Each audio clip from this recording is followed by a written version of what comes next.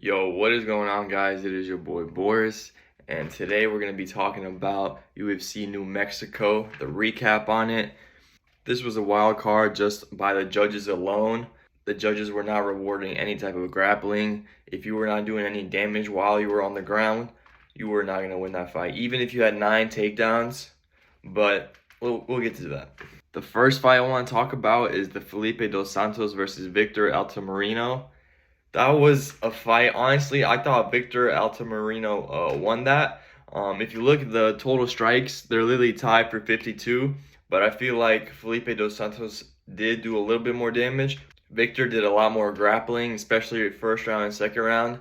I thought he did enough with the grappling, and then he was still throwing in strikes every now and then. But I really thought Victor won. But I have Felipe in my pick, so I'm happy that Felipe won, man. So for this next fight, I want to talk about Claudio Puelles versus Fares Ziam.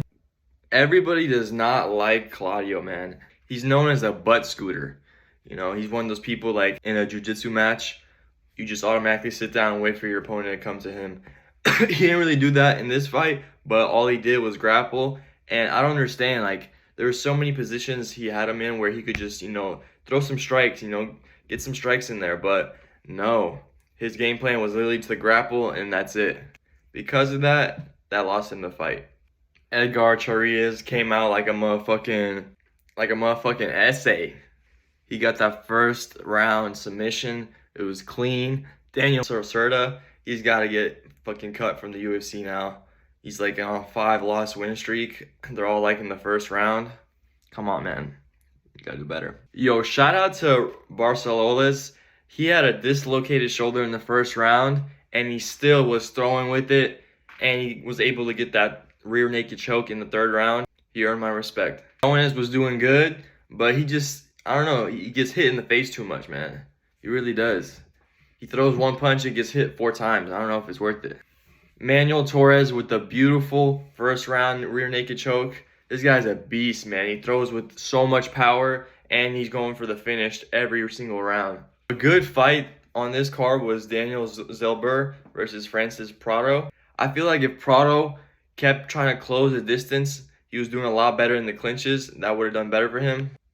Daniel Zellhuber was super good at keeping his distance, just throwing that jab, keep using that.